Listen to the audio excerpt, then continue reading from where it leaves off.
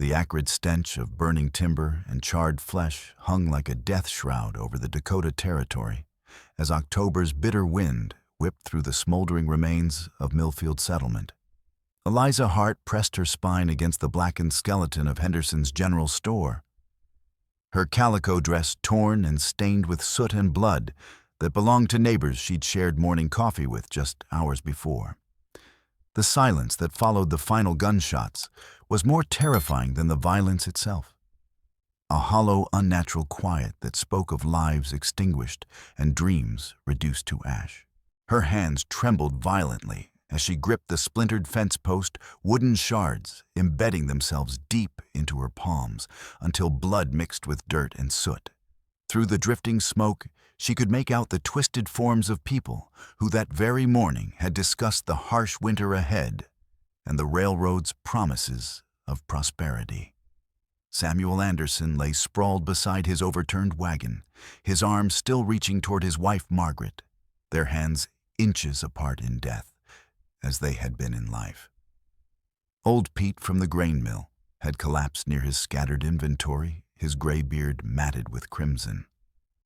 The Kowalski family parents and 3 young children were arranged in death as if they'd tried to shield each other from bullets that showed no mercy. As she surveyed the carnage, fragments of her late husband's warnings echoed through her memory with chilling clarity. Edward had spent those final winter nights poring over territorial maps and legal documents, his weathered face creased with worry lines that had grown deeper each day.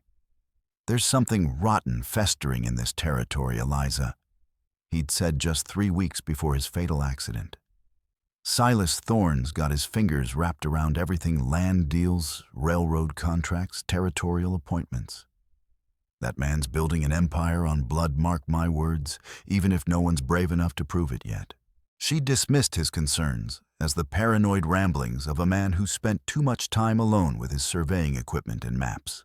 Now standing amid the systematic slaughter of an entire settlement, she realized Edward's warnings hadn't been paranoid at all, they'd been prophecy. A thin, desperate wailing cut through the eerie silence, so faint she almost mistook it for wind moaning through broken timbers. Her heart hammered against her ribs as she crept toward the sound, stepping carefully around debris and bodies, her worn boots crunching on broken glass that caught the dying sunlight like scattered diamonds stained red.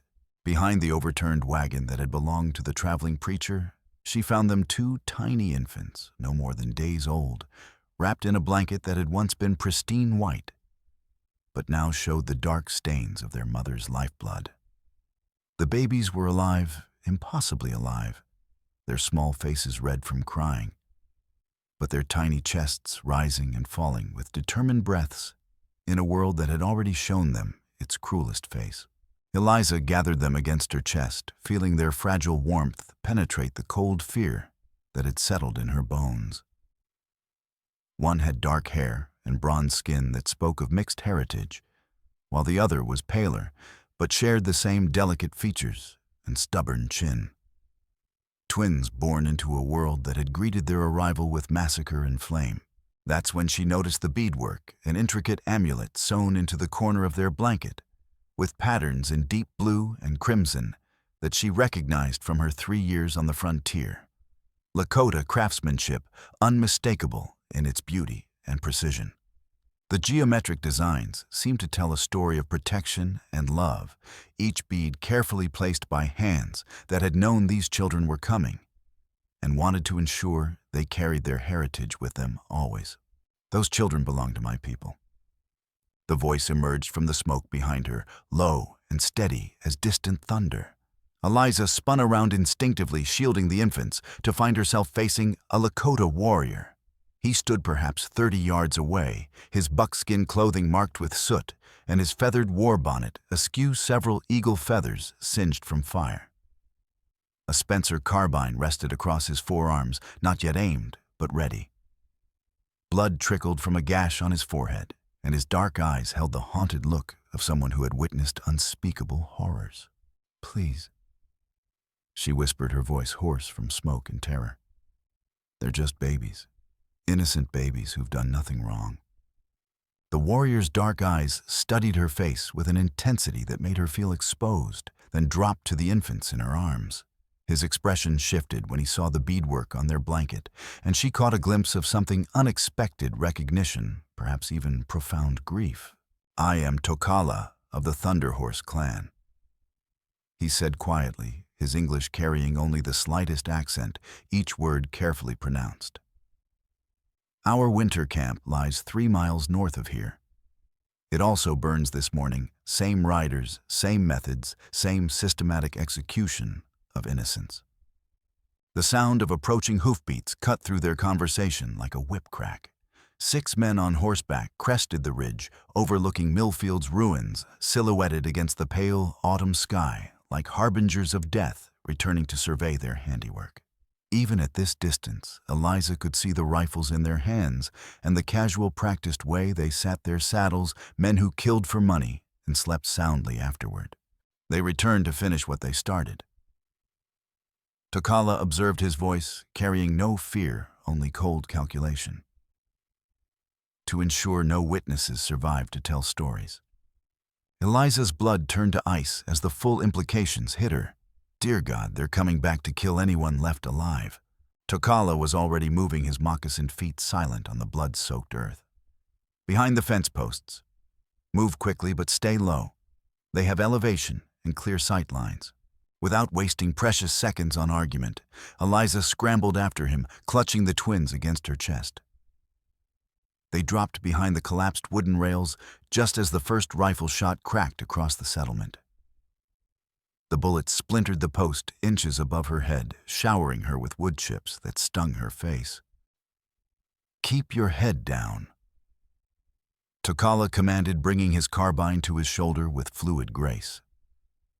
His first shot took the lead rider clean from his saddle, the man tumbling backward while his horse reared and scattered the others. There, behind the fence line, one of the remaining riders shouted, "Spread out and flank them. Mr. Thorne wants no witnesses." The name hit Eliza like a physical blow. Silas Thorne, just as Edward had suspected. Her husband's death suddenly seemed less accidental, more deliberately timed to silence an inconvenient investigator. Bullets began chewing through the wooden posts with vicious hunger. Eliza pressed herself flat, one hand protecting the babies' heads, while the other gripped the earth. The twins had fallen mysteriously silent, as if their young nervous systems understood that crying might mean death. Tokala's strong hand gripped her shoulder. "The dry creek bed, 20 yards left. We use the smoke for cover, but we must move now." He began crawling through the brittle grass with feline grace. Eliza followed the baby, somehow sleeping despite the chaos. Her elbows and knees scraped against sharp stones, but she kept moving, following his broad back through the acrid haze. Behind them, she could hear the riders spreading out with military precision. One called out, "Mr. Thorne wants them alive if possible, but don't let any witnesses reach the territorial road. No survivors, no complications." They reached the shallow creek bed as another volley rang out, bullets whistling overhead. The depression offered precious protection, though Eliza knew it wouldn't take long for experienced manhunters to flank their position. Ahead lay the carcass of a draft horse, caught in the earlier crossfire, its body providing additional cover. A canvas water bag hung from the harness, half full of warm water that tasted like salvation when Tokala let her drink first. "Why?" she whispered desperately. Why would they hunt down survivors? What could be so important about these children? Tokala's weathered face hardened as he studied the beadwork again, his dark eyes showing growing understanding. Same reason they burned our camp: systematic elimination of anyone who might interfere with land acquisition.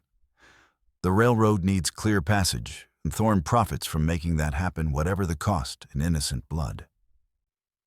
He touched the beadwork with surprising gentleness. But these little ones? There's something specific about them that made Thorne's killers very interested in whether any witnesses to their birth might survive. Another shot cracked closer. They could hear boots on gravel as the riders worked systematically through the ruins. "Can you run with them?" Tokala asked, checking his ammunition. Eliza looked at the sleeping infants, so small, so helpless, so completely dependent on strangers' courage. She thought of Edward's warnings, of his determination to expose corruption, even at personal cost. These babies represented something important, something worth Edward's investigation and worth Thorne's systematic violence to conceal. "I can run," she said with quiet determination that surprised even her. "As far and as fast as necessary." The dying light painted the grasslands in copper and gold as they made their desperate way toward the Knife River. Behind them, Milfield continued burning flames, visible for miles like a beacon of destruction. The sound of pursuit had faded to occasional distant shouts, but Tokala kept them moving steadily, pausing frequently to listen for approaching danger or to give Eliza moments to rest her aching arms. The babies had begun stirring more frequently, their small faces scrunching with hunger and discomfort. Every cry seemed to echo across the vast landscape, like a signal announcing their location to anyone within miles. The river ran swift and dark between steep banks swollen with autumn rains. A massive cottonwood felled by some ancient storm provided their only crossing 40 feet of slippery bark spanning water that would be numbingly cold. "The current is treacherous," Tokala warned, testing the log's stability. "If you fall, don't fight the water. Let it carry you downstream, and I'll retrieve you below the bend, but keep the babies above surface no matter what happens." He went first, moving with sure-footed confidence, then returned to help Eliza, taking one baby so she could use both hands for balance. "Keep your eyes on my back," he instructed. "Don't look down. Trust your feet." Halfway across, disaster nearly struck. Her foot slipped on wet moss, and for a heart-stopping moment, she felt herself falling toward the dark water rushing below. Then Tokala's iron-strong hand closed around her wrist, steadying her until she regained both footing and nerve. "Easy," he murmured. "Breathe slowly, almost to safety." They reached the far bank as full darkness settled over the territory. In the distance, perhaps a mile downstream, welcoming light flickered through windows of a small log cabin. They could smell bacon cooking and bread baking, the first normal, peaceful scents either had encountered in hours. Dr. Amos Finch, Tokala explained as they approached through tall grass. "Army surgeon during the war. Lives alone, now tends whoever needs healing. Both white and Indian, though some criticize him for his lack of discrimination." The heavy wooden door opened before they could knock, revealing a thin man in his 50s with graying hair and deeply tired eyes. Dr. Finch took in their smoke-stained clothes, the babies in their arms, and the exhaustion written across their faces. "Come inside immediately," he said, stepping aside. "Both of you quickly before anyone else sees you here." The cabin's interior was spartanly furnished, but clean and warm. A fire crackled in the stone fireplace, casting dancing shadows on walls lined with medical books. Dr. Finch gestured them toward chairs while gathering blankets and supplies.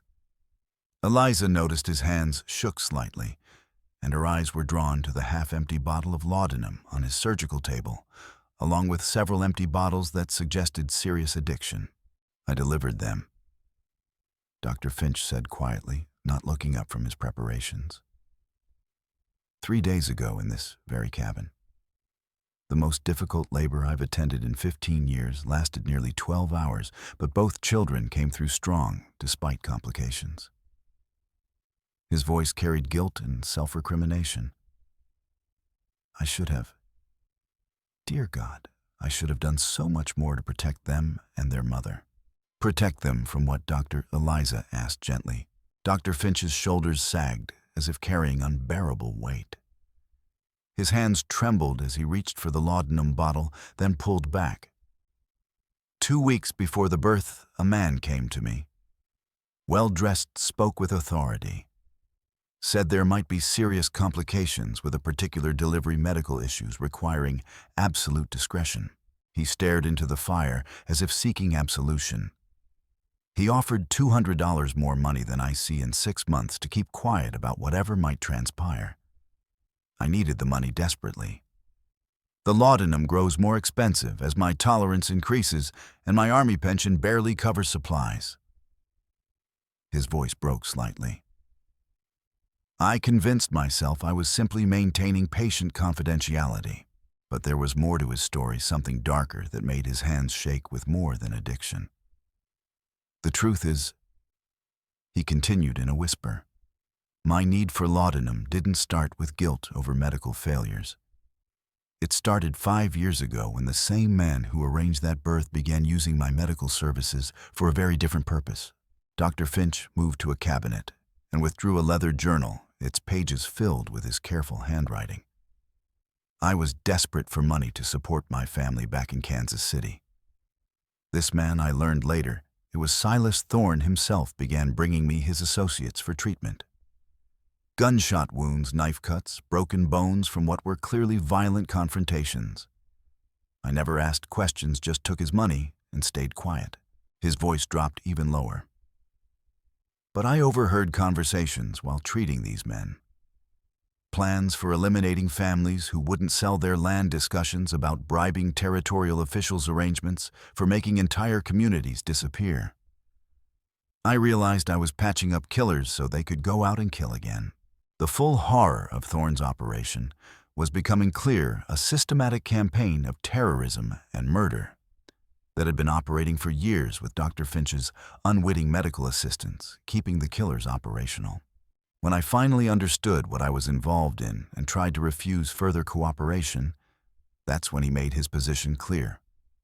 Dr. Finch's hands shook more violently as he opened the journal to a specific page.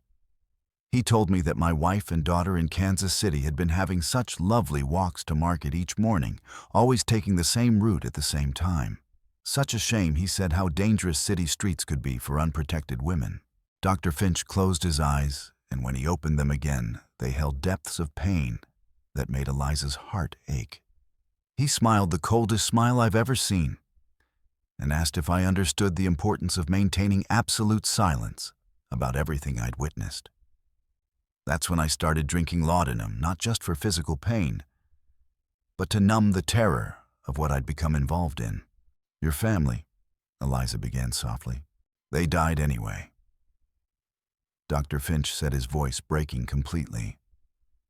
3 weeks after that conversation, a runaway carriage in Kansas City, the newspapers reported. Tragic accident, they said. But I knew better. I knew that my silence had cost me everything I loved, and it hadn't even saved them in the end. That's when the laudanum became not just an escape, but a daily necessity to function at all. Tokala leaned forward intently. Tell us about the mother, Doctor. What was her name? How did she come to be here? A young Lakota woman who called herself Wyatt. Dr. Finch replied. Beautiful girl, couldn't have been more than 19, with gentle eyes and the kind of dignity that comes from knowing your own worth. She arrived alone in the middle of a stormy night, already deep into labor, saying the father was away on business but had arranged for proper medical care. Dr. Finch took a careful sip of laudanum, his hand steadying slightly. She was frightened, but also hopeful in the way only young women in love can be. Throughout the long hours of labor, she kept talking about the father's promises about the wonderful life they would build together after the children were born and his business affairs were settled. She spoke of legal marriage ceremonies in both white and Lakota traditions, of a future where their children could walk proudly in both worlds. The doctor's voice grew quieter. She died giving birth to the second twin. Massive hemorrhaging I couldn't control with frontier conditions. I tried everything, pressure, suturing, even cauterization, but she bled out while whispering her children's names and begging me to promise they would be safe. Did she ever mention the father's name? Eliza asked carefully. Before Dr. Finch could answer, the thunder of multiple horses at full gallop passed close to the cabin, accompanied by torchlight and men's voices calling in coordinated search patterns. Through the window, they could see riders moving systematically across the landscape.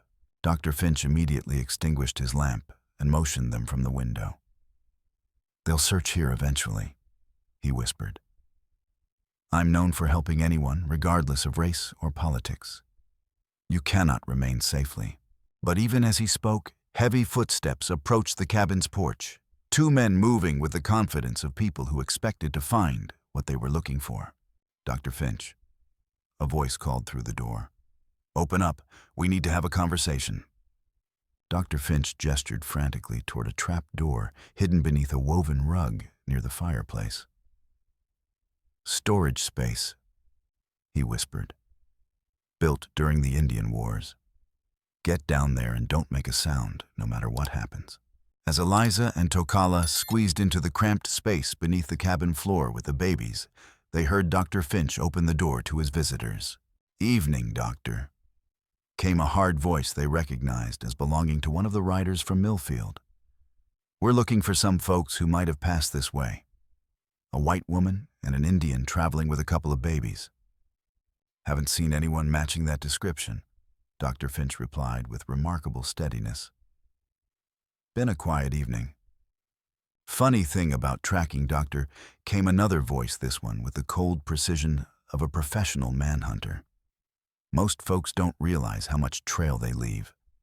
I can smell babies in here, Doctor. Recent presence. Very recent."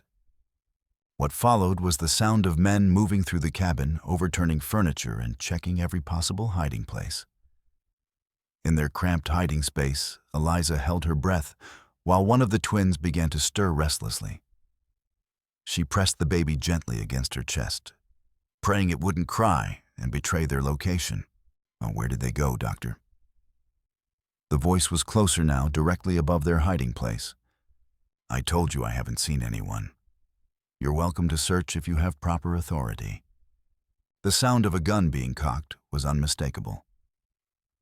"Mr. Thorne's authority is the only kind that matters in this territory. Now I'm going to ask you one more time, and if I don't get the right answer..." Dr. Finch's courage seemed to strengthen in the face of direct threat. Perhaps it was the memory of his murdered family, or maybe the laudanum had given him just enough artificial resolve to finally do the right thing. They went north toward the old mining camps in the hills, said something about finding an old prospector who owed them a favor. It was a desperate lie, but delivered with just enough detail to sound plausible. The men spent several more minutes searching before finally accepting Dr. Finch's misdirection. After they left, Dr. Finch waited a full 10 minutes before opening the trap door. "They're gone for now, but they'll be back when they realize I sent them in the wrong direction. You have perhaps 3 hours to put distance between yourselves and this place." As they prepared to leave, Dr. Finch pressed a leather medical bag into Eliza's hands. Supplies for the baby's milk powder, clean water, basic medicines. It's not much, but it might keep them alive a few more days. "Why risk everything to help us?" Tokala asked quietly. Dr. Finch looked at the sleeping infants, then at his hands that shook with more than just addiction.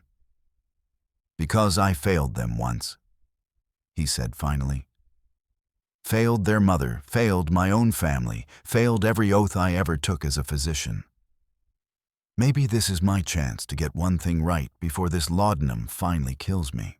They left Dr. Finch's cabin as the first snowflakes of an early winter storm began to fall, transforming the landscape into a treacherous maze of limited visibility and dangerous footing. The temperature had dropped 20 degrees since sunset, and the wind carried the promise of a blizzard that could bury unwary travelers. Tokala led them northeast toward a series of abandoned cattle ranches that had failed during the previous year's drought. The buildings would provide shelter from the storm, and the remote locations might keep them hidden from search parties for at least a few days. But the babies were suffering. Despite Dr. Finch's supplies, they were growing weaker from inadequate nutrition and the stress of constant travel. Their cries had become feebler, and Eliza noticed their skin had taken on an unhealthy pallor that terrified her. The snow was falling heavily by the time they reached the first abandoned ranch, a collection of weathered buildings clustered around a dry creek bed. The main house had lost most of its roof to weather, but the barn still offered solid walls and protection from the wind. Inside, they found evidence of recent occupation: cold ashes, in a makeshift fireplace, empty food cans, and fresh horse droppings suggesting other travelers had used this shelter within the past few days. "We're not alone," Tokala observed quietly, checking his rifle. Before Eliza could respond, a voice spoke from the shadows near the back of the barn. "You can put that weapon down, friend. We're all running from the same devil." 3 figures emerged from the darkness, 2 men and an elderly woman, all bearing the weathered look of people who'd been living rough for some time. The older man stepped forward, hands visible and empty. "Name's Jake Morrison," he said. "This here's my brother Pete and our mother Sarah. We owned a spread about 20 miles south until Thorne's men decided they needed our water rights for their railroad project." "Let me guess," Pete added bitterly. "They made you an offer you couldn't refuse, and when you refused anyway, they came back with torches and guns." Sarah Morrison studied the babies with experienced eyes. "Those little ones need proper care," she said firmly. "Heat, nutrition, medicine. What happened to their mother?" When Eliza and Tokala told their story, the Morrison family listened with growing recognition. Their own experience with Thorne's land acquisition methods had followed a similar pattern: initial offers that seemed reasonable, followed by increasing pressure and finally violence when legal means failed. "My bastard's been at this for years," Jake said. "Probably hundreds of families driven off their land, or worse. But nobody talks because they're either dead or too scared to come forward." As the storm intensified outside, they shared meager supplies and tried to plan their next moves. The Morrisons had been heading for Colorado Territory, where they had relatives. But the baby's condition was deteriorating rapidly, and Eliza knew they needed proper medical care within days, or they would die, regardless of whether Thorne's men found them. That's when Sarah Morrison mentioned something that changed everything. "There's an old trading post about 30 miles northeast, built into a cave system in the bluffs overlooking Thunder Creek, operated by a German fellow named Heinrich Zimmermann. He's got connections with folks who help people in desperate situations, might know someone who could provide proper care for those babies." More importantly, she explained, Zimmermann was known for his discretion and his willingness to help people regardless of their race or troubles.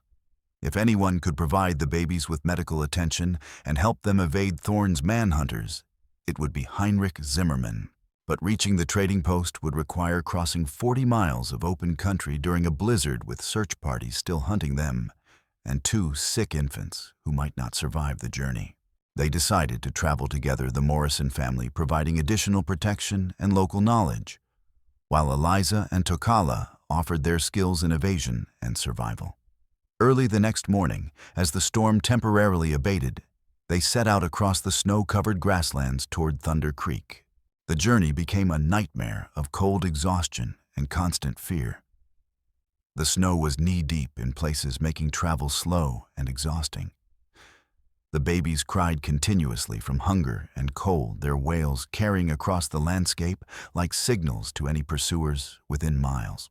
On the second day, Pete Morrison, scouting ahead, came racing back with news that a large party of riders was approaching from the south, at least a dozen men spread out in a search line, moving systematically across the landscape. They took shelter in a grove of cottonwoods along a frozen stream, huddling together, while the search party passed less than 100 yards away. One of the babies chose that moment to cry out, the sound seeming to echo in the still air. Eliza pressed her hand gently over the infant's mouth, tears streaming down her face as she was forced to choose between potentially suffocating the child or revealing their location to killers. The baby's cries were muffled, but not completely silenced, and she watched in terror as one of the riders pulled up his horse and turned toward their hiding place. For several agonizing minutes, the man sat motionless, clearly listening for any sound that might betray their presence. Tokala and Jake Morrison prepared to sell their lives dearly if they were discovered. Finally, after what felt like hours, the rider spurred his horse and continued north with the rest of the search party. They had escaped detection by mere yards and pure luck.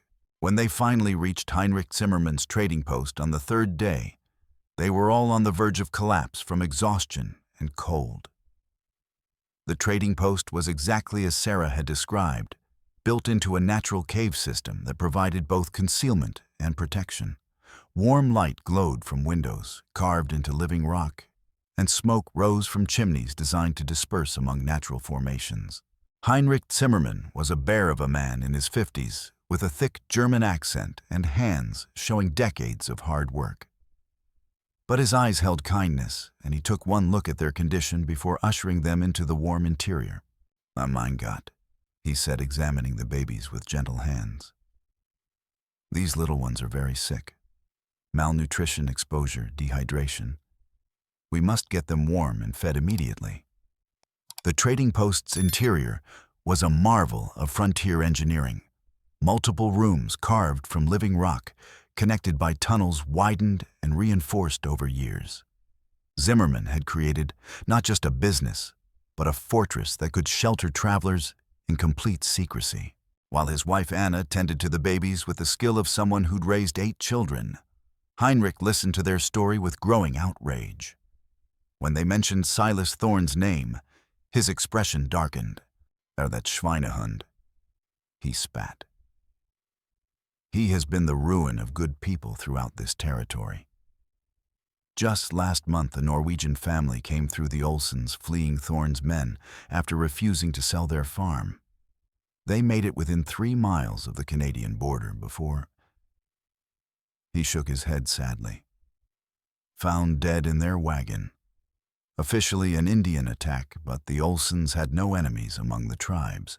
Heinrich confirmed their suspicions about the scope of Thorne's criminal organization. He has people everywhere: sheriffs, judges, territorial officials, even some federal appointees. The corruption goes deeper than you can imagine. But Heinrich also brought hope. Through his connections with former Underground Railroad operators and immigrant assistance networks, he had contacts who might help them reach federal authorities outside Thorne's influence.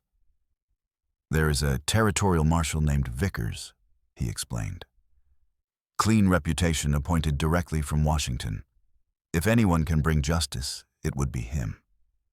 The problem was reaching Marshal Vickers with credible evidence before Thorne's people could silence them permanently. That's when Anna made a discovery that changed their understanding of everything. While caring for the babies, she had noticed something unusual about the beadwork on their blanket, a pattern she recognized from years of trading with various tribes. This is very special work, she explained, examining the intricate designs.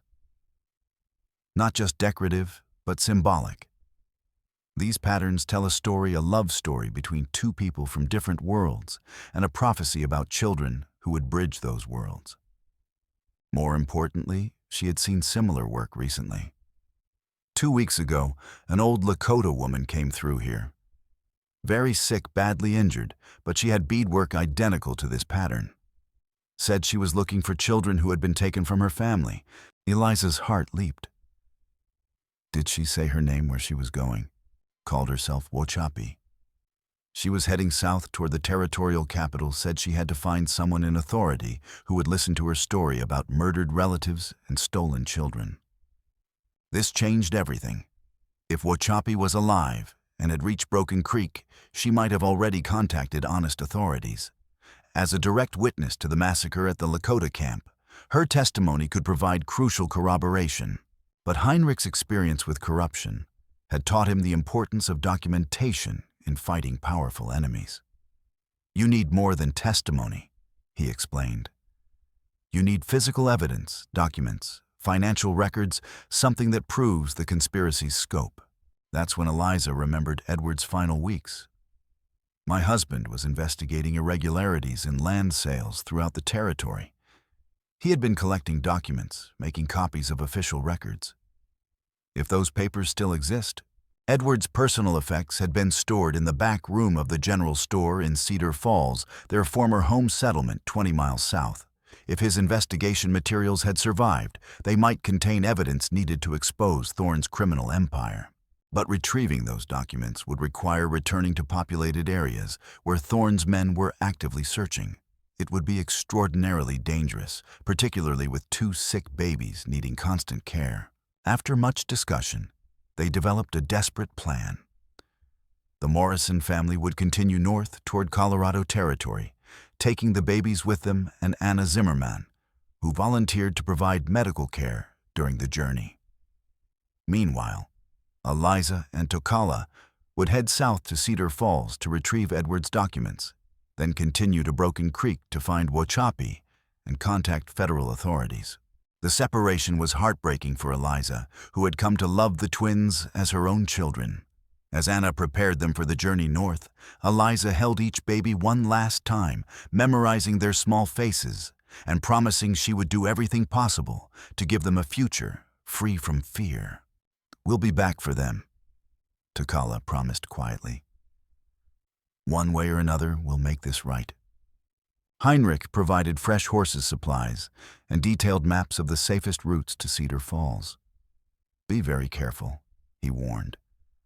"Thorne's men are everywhere, and they know this territory better than you do." The ride to Cedar Falls took 2 full days through terrain that seemed to hide dangers behind every hill. They traveled mostly at night, resting during daylight in hidden locations that Tokala's knowledge helped them identify. The constant fear of discovery kept them both on edge, jumping at every sound. Cedar Falls had changed dramatically since Edward's death. What had once been a growing settlement now showed clear signs of economic pressure and fear. Several businesses had closed, and the people they saw moved with the hurried, furtive manner of those expecting trouble. The general store where Edward's effects had been stored was now boarded up, a "for sale" sign hanging from its door. But the back room was accessible through an unlocked window, and Eliza's heart raced as she recognized Edward's familiar handwriting on boxes scattered throughout the storage area. Her husband had been more thorough than she'd realized. Box after box contained copies of land deeds, territorial records, correspondence between officials, and financial records showing a pattern of payments from Thorne's enterprises to territorial officials throughout the government hierarchy. But the most significant discovery was a leather portfolio labeled Territorial Corruption Investigation in Edward's careful script. Inside were detailed maps showing suspected massacre locations, lists of missing families, and a timeline demonstrating the systematic nature of Thorne's campaign. Most importantly, the portfolio contained copies of federal documents. Edward had somehow obtained records showing that Thorne's railroad contracts had been awarded through fraudulent bidding, with millions in federal funds being diverted to personal accounts. "Dear God," Eliza whispered as she read document after document. Edward wasn't just investigating land fraud. He was uncovering theft from the federal government on a massive scale. As they loaded Edward's evidence into saddlebags, Tokala kept watch through the front windows. What he saw made his blood run cold. "Riders approaching," he warned quietly. At least 6 men moving with purpose. They had perhaps 2 minutes to gather the most important documents and escape before Thorne's men surrounded the building. Eliza grabbed the most damaging evidence, while Tokala prepared their horses for immediate flight. But as they prepared to leave, disaster struck. Following a trail of fresh blood on the floor, they found Dr. Finch unconscious in the cellar, his face beaten nearly beyond recognition, and his hands showing clear signs of torture. "They got to him," Tokala said grimly, checking the doctor's pulse. "Probably realized he lied about our direction." Despite the approaching danger, they couldn't leave the doctor to die. Tokala lifted the unconscious man, while Eliza gathered the evidence, and together, they made their escape just as Thorne's riders reached the front entrance. The next few hours became a nightmarish game of cat and mouse through the hills surrounding Cedar Falls. With an unconscious man and vital evidence to protect, they couldn't move at full speed. But Thorne's men were conducting a systematic search that was gradually closing the net. Dr. Finch regained consciousness as they took shelter in an abandoned mine shaft, his first words a warning about what he'd been forced to reveal under torture. "I told them everything," he gasped through swollen lips and broken teeth. "About Wachapi, about the trading post, about everything. I tried to hold out, but they..." He gestured helplessly at his battered body. But Dr. Finch had more devastating news. "There's something else," he said, struggling to sit up despite his injuries. "Something I never told you about the night the babies were born." He paused, gathering strength to continue. "The man who came to collect them. I recognized him not just from newspapers, but from previous encounters. For years, I provided medical services to his associates, treated gunshot wounds, knife cuts, broken bones from violent confrontations. I patched up killers so they could go out and kill again." Dr. Finch's voice dropped to barely above a whisper. "But I overheard conversations. Plans for eliminating families, discussions about bribing officials, arrangements for making communities disappear. When I tried to refuse further cooperation, that's when he threatened my family." The full horror of Thorne's operation was becoming clear, but Dr. Finch wasn't finished. The baby's mother, Wyatt. She wasn't just some young woman who fell in love with the wrong man. His voice grew stronger despite his injuries. She was gathering intelligence about Thorne's operation for federal investigators who had begun looking into territorial corruption. Her relationship with Thorne was part of an undercover operation designed to gather evidence of his crimes. Eliza felt the world spin as the implications sank in. She was a federal agent, working with the Treasury Department's investigation into missing federal funds. Dr. Finch confirmed. The documents she hid weren't just legal papers about land ownership. They were copies of financial records she'd stolen from Thorne's personal files, evidence that could bring down his entire criminal empire and expose corruption reaching into the highest levels of territorial and federal government. This revelation transformed their understanding of everything that had happened. The systematic massacres weren't just about clearing land for railroad development. They were about eliminating evidence of massive financial crimes against the federal government. Wyatt's death wasn't just the murder of an inconvenient lover, but the assassination of a federal agent.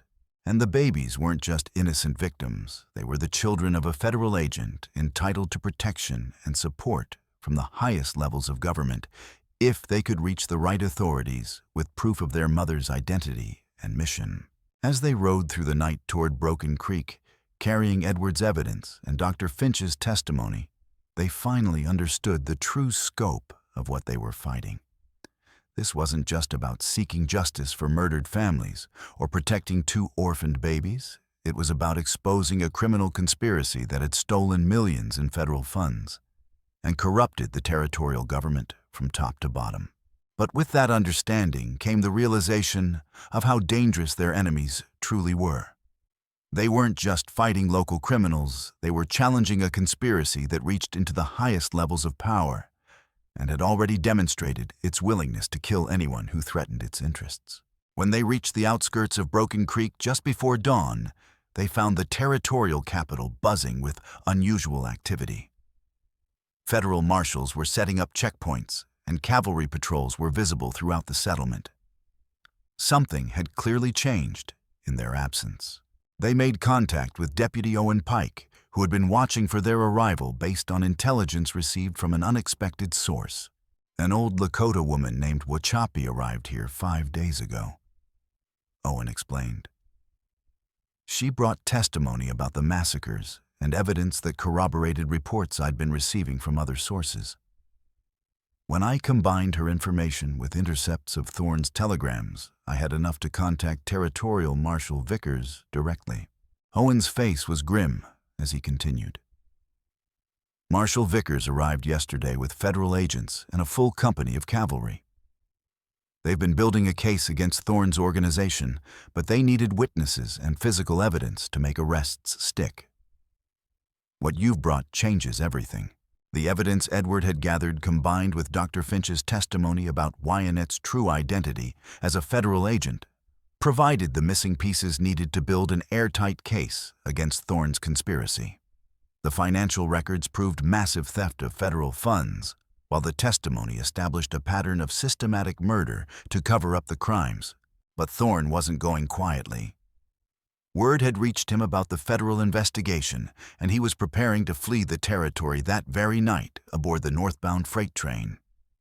If he escaped across the Canadian border, he would be beyond the reach of American law and able to continue his criminal activities elsewhere.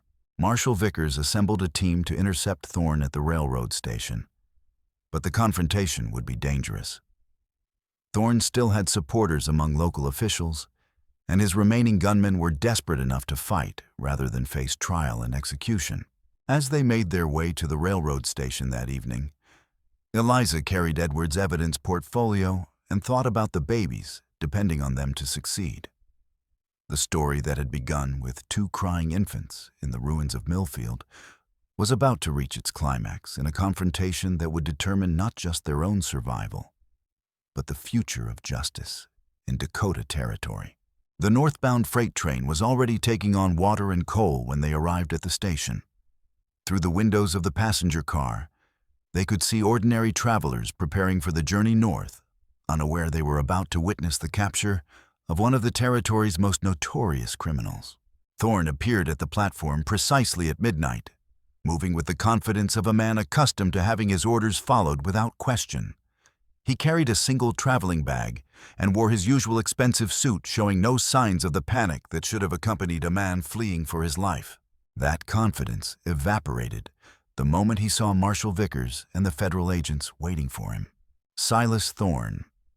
Marshal Vickers announced formally, "You are under arrest for conspiracy to defraud the United States government, multiple charges of murder, and violation of federal treaty obligations." Thorne's face twisted with rage as he recognized Eliza and Tokala among the group confronting him.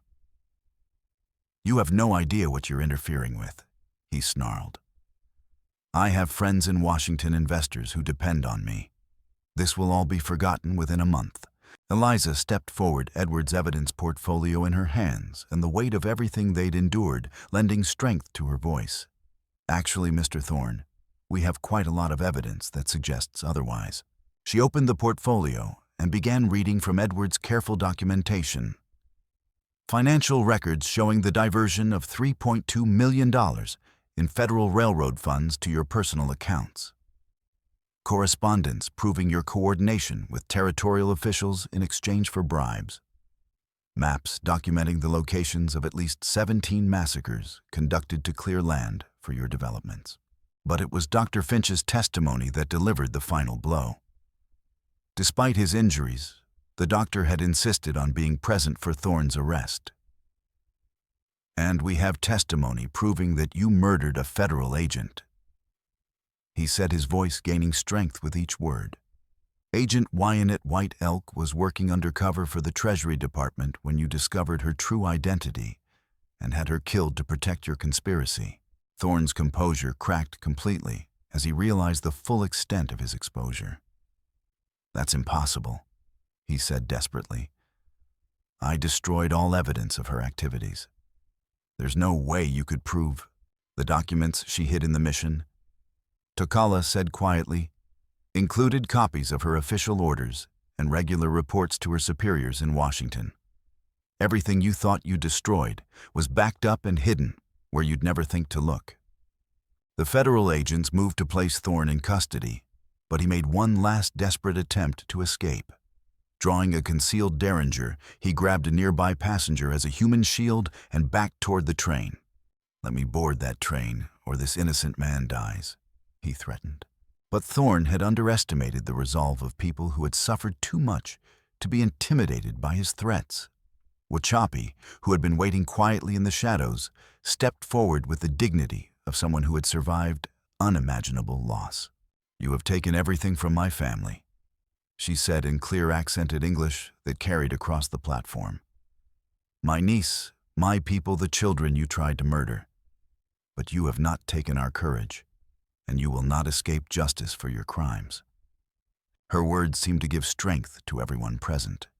The passenger Thorne was holding as a shield suddenly broke free, and before Thorne could react, Owen Pike had disarmed him with a well-placed shot that shattered his wrist without endangering bystanders.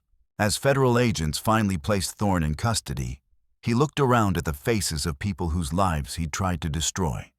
For the first time since this nightmare began, Eliza saw real fear in his pale eyes as he realized that all his power, all his influence, all his carefully constructed empire was crumbling around him. The trial of Silas Thorne became the most sensational legal proceeding in Dakota Territory history.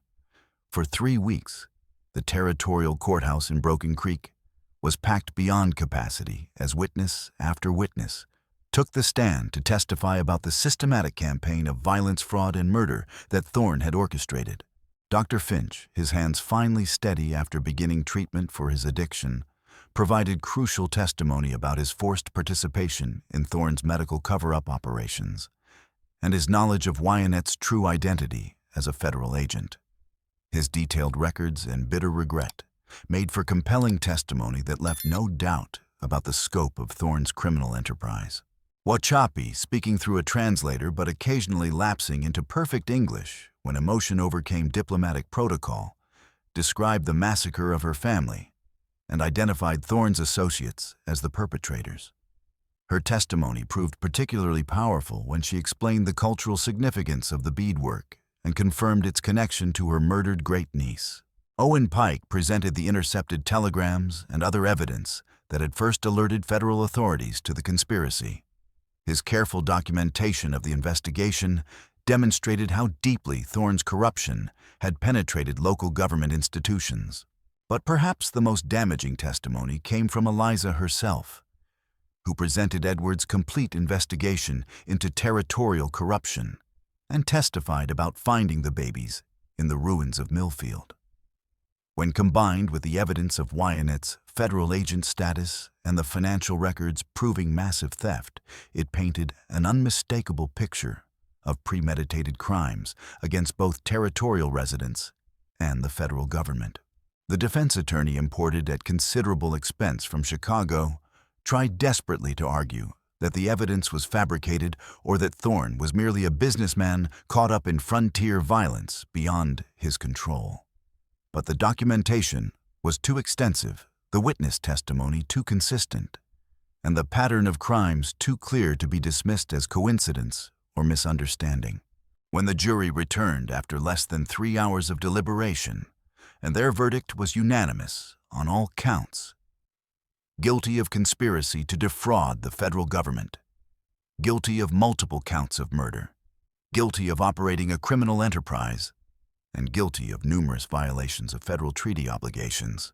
Judge Harrison, who had presided over territorial law for 15 years, sentenced Thorne to death by hanging for the murders, while federal authorities would pursue additional charges related to the theft of government funds. His surviving associates received prison sentences ranging from 10 to 25 years. This court has heard evidence of crimes that shock the conscience of any civilized society.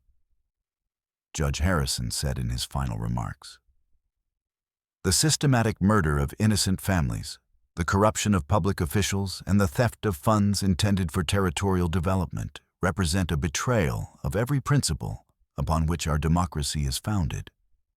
But we have also heard testimony that demonstrates the very best of human nature: the courage of ordinary citizens who risked everything to protect innocent children and expose corruption regardless of personal cost. But the legal victory was only the beginning of a longer process of healing and reform. The question of the twins' custody had to be resolved, and it proved more complex than anyone had anticipated. With Anna Zimmerman's care and the safety provided by the Morrison family's Colorado relatives, the babies had recovered their health and were thriving. But they needed permanent legal guardians who could provide not just care, but connection to both sides of their heritage. Eliza petitioned the court for adoption, arguing that she had risked her life to save the children and had provided their primary emotional care during the crisis. She had come to love them as her own and was prepared to dedicate her life to their welfare. Tokala claimed kinship rights under both Lakota tribal law and federal treaties governing Native American affairs.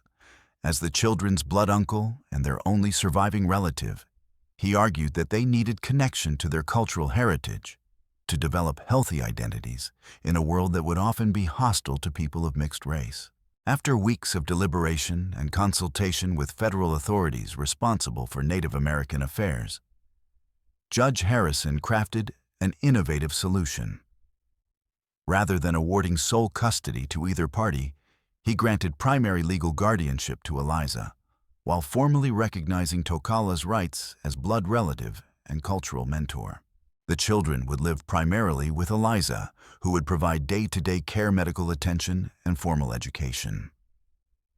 But Tokala would have extensive visitation rights and significant input into decisions about their upbringing, particularly regarding their cultural education and connection to their Lakota heritage. This court recognizes that these children belong to two worlds. Judge Harrison explained in his written decision, "They carry the blood and heritage of both the Lakota Nation and the European settlers who have made this territory their home. Rather than forcing them to choose between these rich traditions, this court believes they should be encouraged to embrace both as they develop their own identities."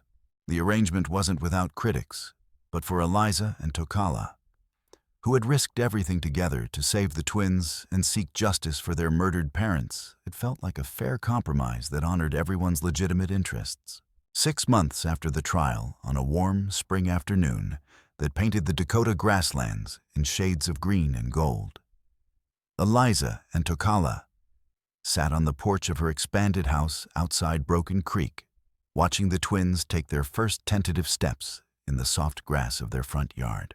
The boys were walking now, their individual personalities becoming increasingly distinct and delightful with each passing day. One was more adventurous and physically active, constantly trying to explore new territory and test the boundaries of his small world. The other was more thoughtful and observant, content to sit quietly and study everything happening around him with serious dark eyes that reminded everyone of their mother. They're going to be considerable trouble as they get older, Eliza observed with a warm smile, scooping up the young explorer before he could wander too far toward the edge of the porch. All children worth raising are trouble in their own ways, Tokala replied philosophically, carving small toys from pieces of wood with practiced hands. That's precisely what makes them worth protecting and nurturing. Sheriff Owen Pike, promoted to his position after his predecessor's conviction for corruption, visited regularly to check on his extended family and bring news from the wider territory. Dr. Finch had established a thriving new medical practice in town, his redemption from addiction and guilt making him especially devoted to the twins' health and welfare. Even Wachapi visited occasionally from the reservation, teaching them simple words in the Lakota language and telling them carefully chosen stories about their mother's childhood and their people's proud history. The Transcontinental Railroad had eventually been completed through Dakota Territory, but under much stricter federal oversight and with fair compensation requirements for all land acquisitions.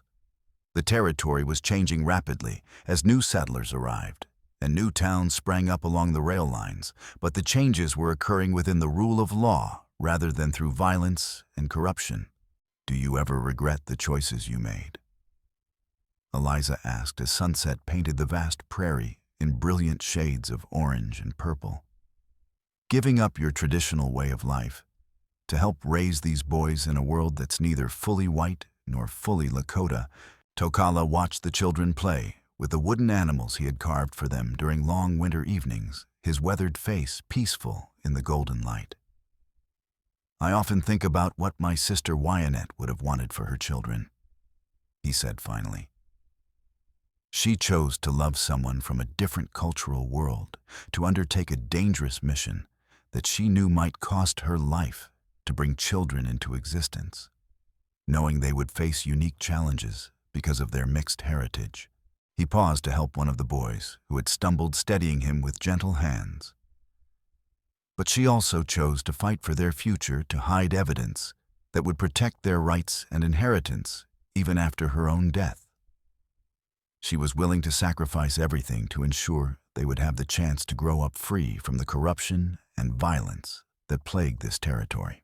Tokala looked up at Eliza with eyes that held both sadness for what had been lost and hope for what had been gained. "I believe she would be proud of what we have built together here." These boys will grow up knowing they were loved enough that strangers were willing to risk their lives for them. They will understand that justice and righteousness are always worth fighting for, even when the odds seem impossible and the forces of evil appear overwhelming. As darkness settled peacefully over the Dakota Territory, the two adults who had somehow become an unlikely but devoted family gathered up the sleepy children and went inside their warm, secure home. Tomorrow would undoubtedly bring new challenges and difficulties, as all tomorrows do in the complex world of the frontier. But tonight, they had peace, they had achieved justice, and they had genuine hope for a better future. The twins grew up hearing detailed stories of their dramatic rescue and the brave people who had sacrificed greatly to ensure their survival and legal rights. They learned to speak both English and Lakota fluently, to understand and appreciate both the customs of white society and the ancient traditions of their mother's people. They knew they were different from other children in significant ways, but they also knew with absolute certainty that they were deeply loved and valued by people who had chosen to become their family. Years later, when they were old enough to fully understand the complex adult world that had shaped their early lives, Eliza and Tokala would tell them about Silas Thorne's final moments on the gallows outside Broken Creek, when he had looked out at the large crowd of witnesses and seen the faces of people whose lives he had tried to destroy through greed and violence. He had died unrepentant and defiant, but he had also died knowing that his crimes had been completely exposed and his victims vindicated through the legal system he had tried to corrupt. More importantly, they would learn in detail about their mother, Wyatt, who had loved them enough to undertake a dangerous undercover mission and hide crucial evidence of their legal inheritance, even as she lay dying from childbirth complications. They would hear about Dr. Finch, who had found the moral courage to overcome his addiction and testify truthfully for justice, despite enormous personal risk. They would understand Owen Pike's dedication to duty and law, even when it meant opposing his corrupt superior and risking his career. But perhaps most significantly, they would understand that their very existence represented living proof that people from vastly different worlds and backgrounds could come together successfully in the face of injustice and evil to create something stronger and more valuable than what any individual could achieve alone. The Dakota Territory that had once been torn apart by violence, racial prejudice, and systematic corruption began to heal gradually, slowly, and imperfectly, but with genuine hope for a more just and peaceful future. The Transcontinental Railroad brought economic progress and increased prosperity to the region. But it also brought more effective law enforcement and governmental institutions that made it much more difficult for criminals like Thorne to operate with impunity. And in a comfortable house outside the growing town of Broken Creek, two little boys with mixed heritage grew up knowing with absolute certainty that they were loved unconditionally, that they belonged to two proud and ancient cultural traditions, and that their lives were permanent testaments to the ultimate power of courage, justice, and hope to triumph over greed, hatred, and violence. On quiet summer evenings, when the prairie wind carried the distant sound of train whistles and the twins were finally asleep in their beds, Eliza and Tokala would sit together on their front porch and remember the long, dangerous journey that had brought them all to this place of safety and peace. They had lost much along the way, friends' innocence and simple faith in human goodness, but they had also gained something precious and permanent, the knowledge that righteousness could indeed prevail against overwhelming odds, and that love and sacrifice could create families and futures that transcended all the artificial boundaries of race, culture, and social convention. The scar on Eliza's cheek from flying glass during their escape from Cedar Falls had faded, but never completely disappeared, serving as a permanent reminder of the price justice sometimes demands. Tokala's wounded arm occasionally ached during cold weather, but he wore the injury as a badge of honor rather than disability. Both of them understood they had been fundamentally changed by their experiences marked by trauma, but also strengthened by their shared commitment to protecting innocence and upholding what was right. As the years passed and the twins grew into strong, intelligent young men, they would often ask their adoptive parents about the early days of their lives and the dramatic events that had shaped their unique family history. Each telling of the story revealed new details and deeper meanings, helping the boys understand not just what had happened, but why it had mattered so much to so many people. And every time the story was told, it ended the same way, with the promise that love and justice, though sometimes delayed and often costly, would ultimately triumph over hatred and greed. And that every person, regardless of their race background or circumstances, deserved the chance to live in safety and dignity among people who truly cared about their welfare. In the end, that promise had been kept paid for in blood and sacrifice, and the courage of ordinary people who chose to do extraordinary things when faced with evil. The two babies who had been found crying among the ruins of Milfield had grown into living proof that hope and righteousness could survive even the darkest chapters of human history. The story that began with systematic murder and corruption had ended with justice healing and the creation of a family that embodied the best possibilities of a diverse society, working together for the common good. It was a victory not just for the individuals involved, but for the idea that in America, even the most powerful criminals could be brought to justice when brave people were willing to stand up for what was right.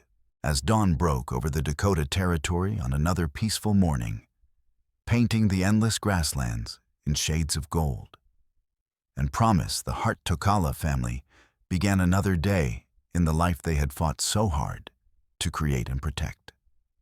The children who had once been in mortal danger were now safe, loved, and free to grow into whatever they chose to become. The territory that had once been plagued by corruption was now governed by law and justice. And the promise of America, that all people, regardless of their origins, could find safety and opportunity in a land governed by law rather than violence, had been kept through the courage and sacrifice of people who refused to surrender their principles to fear.